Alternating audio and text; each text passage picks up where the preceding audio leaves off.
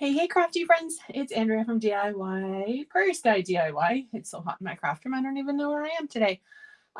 Welcome to First Friday Free, where I teach you a fun technique or fold or something the first Friday of every month. This month, I'm using the Stargazing Suite, which will be my featured class in June. I've got a class coming up the second and third Saturday this month, and it will be also available online. So be sure to pop over to my website, andreaessenson.ca, for full info. I'm going to be posting the information about the classes today. So I've already got some of the parts prepped. I'll go over it slowly so that you can write it down, or if you're referring to the video as you're making the card, you'll be ready to go. We do need one card base. I am using a lemon lime twist, which is one of my favorite former In Colors new permanent color. It came back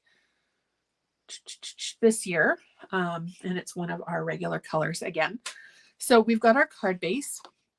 It's 4 1/4 by 11, scored in half at 5 1/2. And I've got a piece of designer series paper, 1/4 of an inch smaller, which is 4 inches by 5 1/4. I've set that off to the side. For the center of our card, we're making a pop and twist card.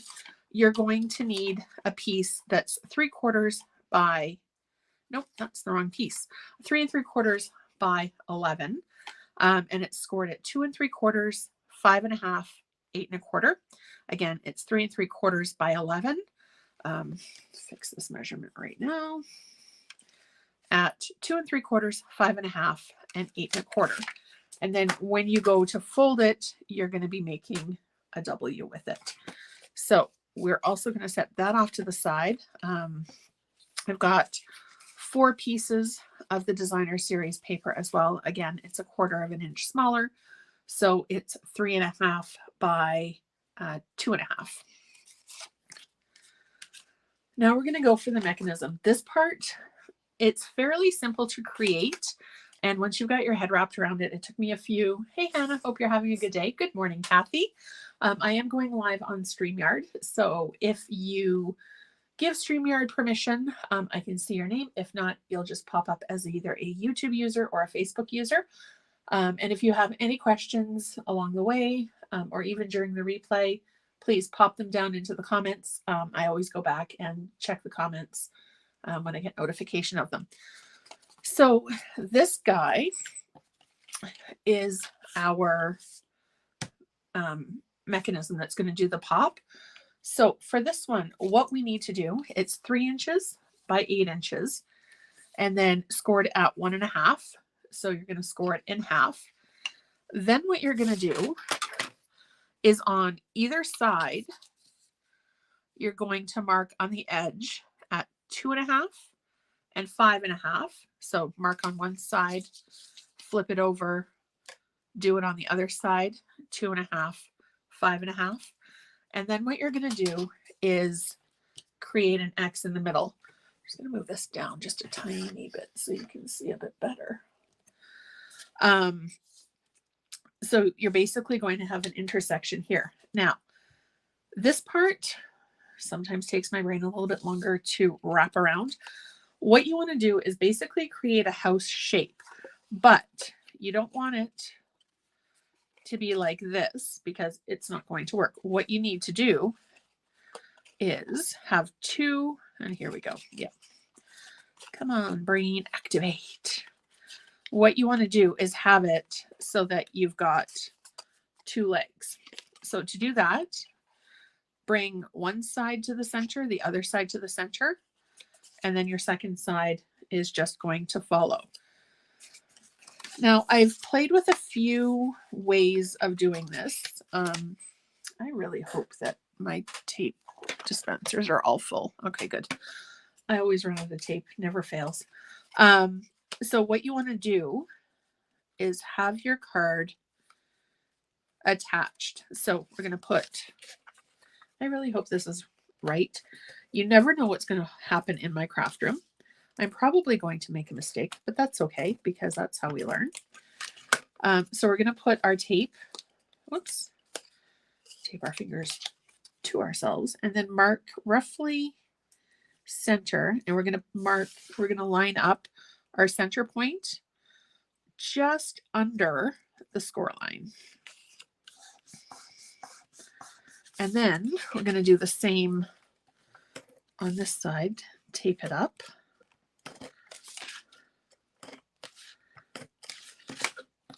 I've got this little leftover piece that I may be making a belly band with. We'll see how thick it is when I have it finished. Okay. So there's our mechanism. So when you open it, it's going to open up. Then what we're going to do is grab our piece, and we want to line it up centered. I should have used a different color so you can see it better. You want to line it up centered so that the center score line on the bigger piece is lined up on the score line of the mechanism. And then what you need to do is add a little bit of tape on the top corner.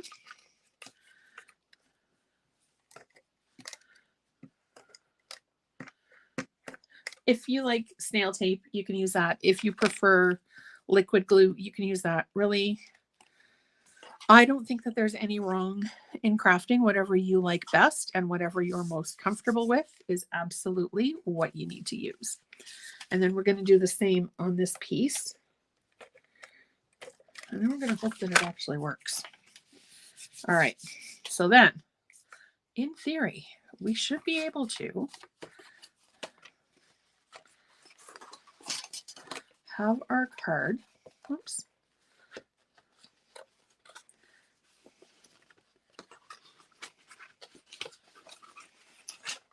Oh, come on.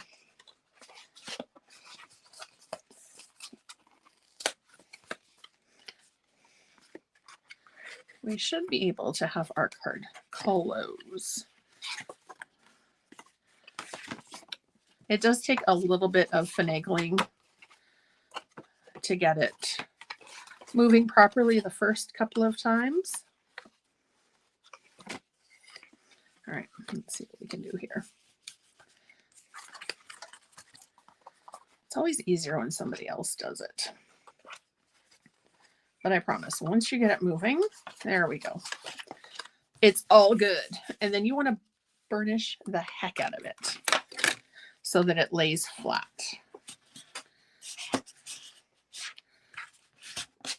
Okay. And then there you go.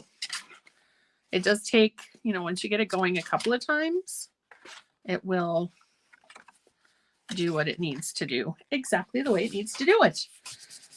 Nothing like a live video, hey? All right, now we're going to decorate. I've also got the spaceship and our little astronaut guy that I was going to put on the inside, but in all honesty, I've never added a larger element on the inside of one of these cards. So I'm only going to add it if it actually works and doesn't impede the folding process. Oops. Not sure how that happened. And then, of course, you can use whatever paper you want. You can use whatever stamp set, whatever cardstock color. Paper crafters always have a ton of cardstock left. And designer series paper seems to multiply as we sleep. So, all right. And then, there we go. Actually, the spaceship, both of them should work because, yeah, we'll use the spaceship on the inside because it is roughly the size of the inside panel. Now, the lovely thing about this fold is that it doesn't really matter the orientation of your card. If you want it to be a vertical, horizontal, really whatever works in your world, and whatever the purpose of your card, all you need to do is decide how you want your designer series paper, what the orientation of your designer series paper is, and then that will kind of determine which way your card's going to go. So this part's done. We're going to bring out our, oh, someone just pulled into the driveway, so the dog's going to start losing her mind. We're going to bring out our mini cut and emboss machine. The planet here, I just fussy cut out with some of the, okay guys, enough. I fussy cut out of the designer series paper. So let me bring this back up so you can see what I'm doing. So we've got, sorry, we've got the spaceship, the astronaut, some circles, and then the ovals. So we're going to do our spaceship first. And then if you want to, you can hold it in place with the sticky part of a Post-it note or some washi tape, whatever you've got once you've got it lined up. I'm probably a mistake, but I'm going to leave it up to fate this morning. And then you turn your handle the direction that you want your plates to move. Before I forget, there's a designer series paper sale this month.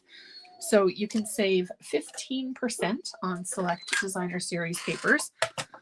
If you are in Canada and would like some more information about that, pop me a message, and I'd be happy to help you out.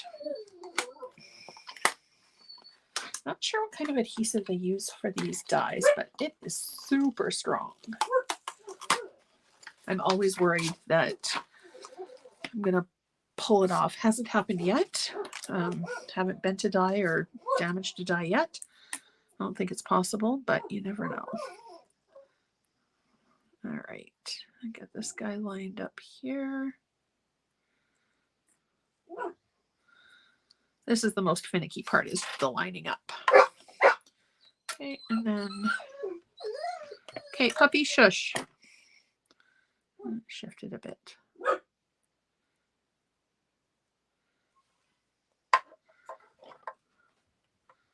Okay, let's try this again. All right. I love the mini cut and emboss machine. It's easy to use. It's light. It's perfect for taking to classes or to crops. Okay, so there's our astronaut. There's that guy. And then I need to, you know, we'll assemble the card and then I'll decide what I'm going to do for a sentiment. Okay, grab our card.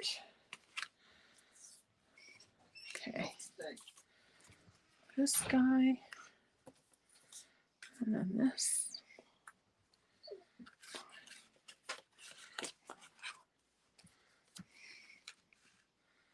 Actually, the astronaut would fit there as well. You know what? The astronaut's going to go on the front and the spaceship's going to go on the inside. So I'm going to grab adhesive for this one. Whoops. And then we're going to pop our astronaut up on a few dimensionals. Probably 3. You don't really need a ton to get your project to pop up. You could always, if you wanted it to pop up more, you could always add some extra, like stack your dimensionals on top of each other. The only caution with that is if you're putting it through the mail, you want to make sure that it goes through the postal system, or you might need a hand canceled stamp.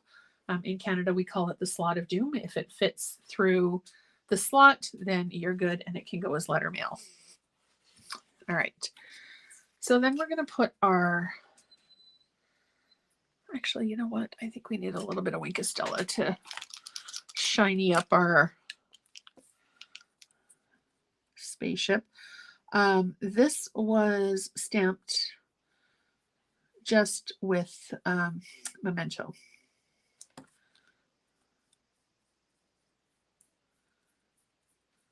Part of the suite also has, or one of the papers that's part of the suite is a holographic paper, and it is absolutely gorgeous and shiny and sparkly.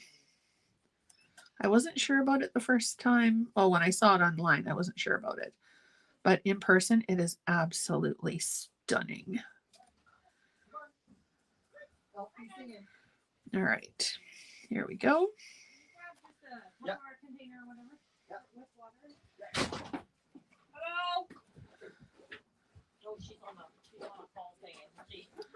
All right, so there we go. We've Wink of Stellaed it up. We're just going to add a strip, plop it onto our card, and then, well, of course, we've got a little bit of dog hair on there because dog hair makes it all better.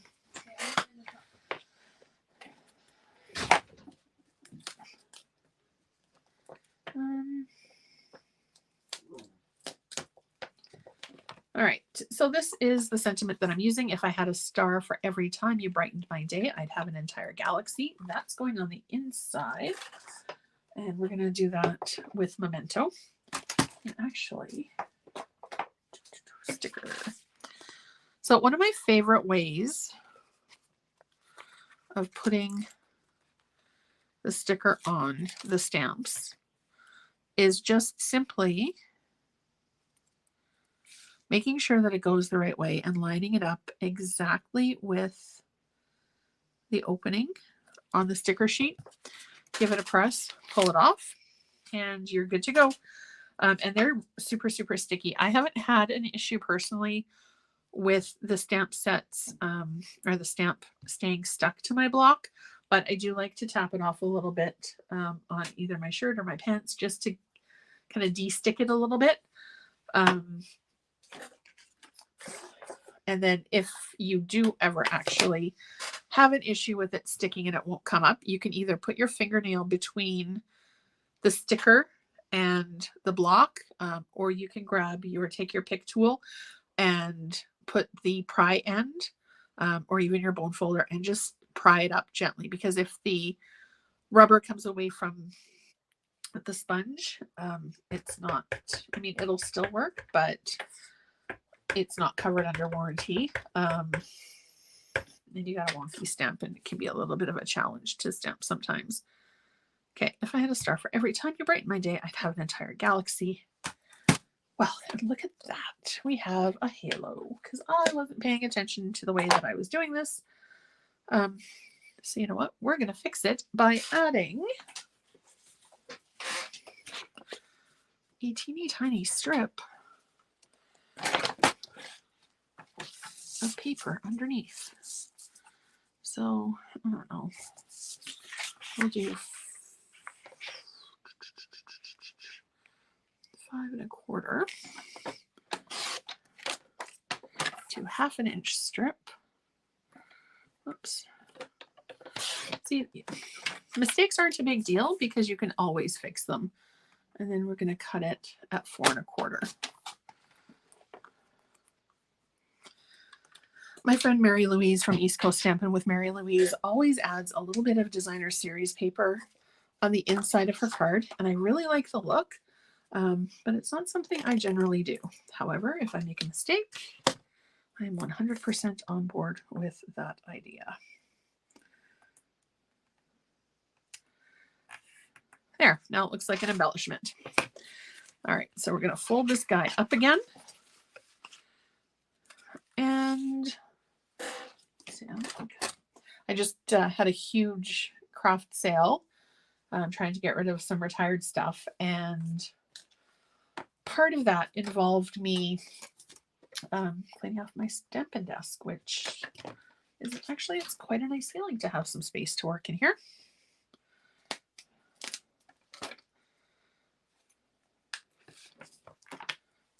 All right, so we're going to grab our stamp block, going to grab a scrap of the white that we had from our die cut. We're going to grab the memento. Yeah, we're going to grab the memento. All right. Usually I like to do ink pad to stamp. The reason for that is so that it doesn't leave a halo. It's a little bit better. Well, for me anyway. And then we're going to do a little bit of a fussy cut around.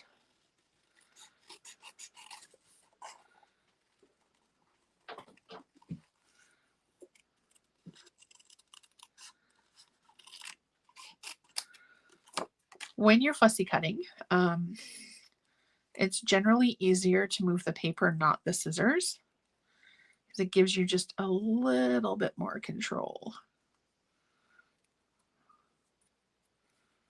Oh my gosh, it's getting very warm in my craft room. It's supposed to head up to probably 30 something again today.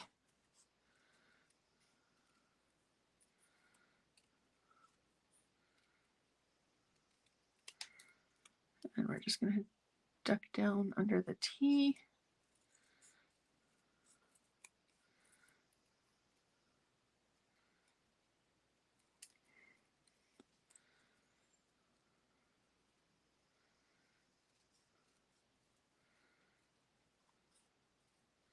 There, that's a little bit better. And I'm going to pop this up on some dimensionals as well.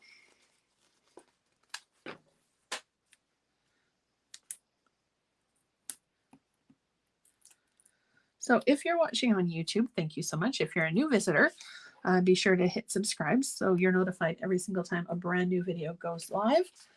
And I'd invite you to join my VIP Facebook group as well, Prairie Sky Crafters, where all kinds of interesting things happen. It's been a little quiet lately, but I've got all kinds of fun stuff planned for the next couple of weeks or so.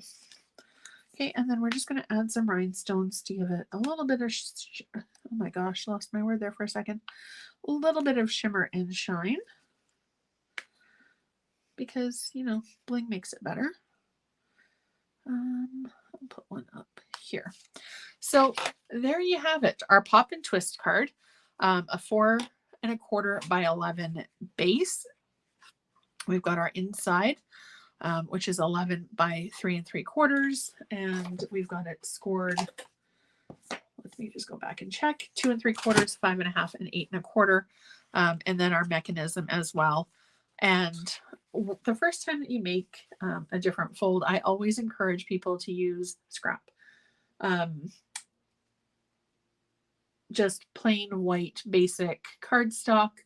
I wouldn't use, you know, the fancy stuff or your good quality stuff when you're just learning and experimenting. But once you have this fold down pat and you've got your sample made, it really doesn't take long to figure it out. And honestly, the first time that I made this card, it took me a very long while to wrap my head around the mechanism. The way that I showed today by putting the mechanism in first and then attaching our background or our decorated piece is probably the easiest way that I've seen it done. And it just makes it a quick and easy, well, no, it's not quick or easy, but it feels that way once you've played with it a little bit. And the more you do it, as I tell my kids and pretty much anybody who's ever taken a class from me, the more you do it, the easier it gets. All you have to do is try, give it a little bit of experimentation. And honestly, this is the way that works for me. If you find a way that's better for you, absolutely do it that way. Card making and crafting needs to be fun and stress-free. And really, it is a ton of fun just to open and play with. So a few pieces of cardstock, a little bit of die cutting, and you're done. If you wanted to do a belly band, I would suggest using a narrower piece. And then if I was going to do a belly band on this one, I would probably put the astronaut on the belly band. And then all you need to do is take your piece of cardstock. This one's about half an inch maybe. And take it and wrap it around your card. You don't have to measure, you don't have to score, you don't have to do anything complicated. And then just simply slide it off and on. It's a little bit more complex with this one because I've added some dimensionals, but as long as you can get it off and on easily, it'll keep your card together. So as always, thank you so much for watching. I truly appreciate you spending a little bit of time in your day today with me. If you do try this, I would absolutely love to see what you create. So pop it over onto either my Facebook page or in my VIP group. And again, if you have any questions about anything when you're creating this, pop a comment, and I would be more than happy to help you walk through the steps. Thank you so much for watching, and I hope you have a great rest of your day. I'll see you soon.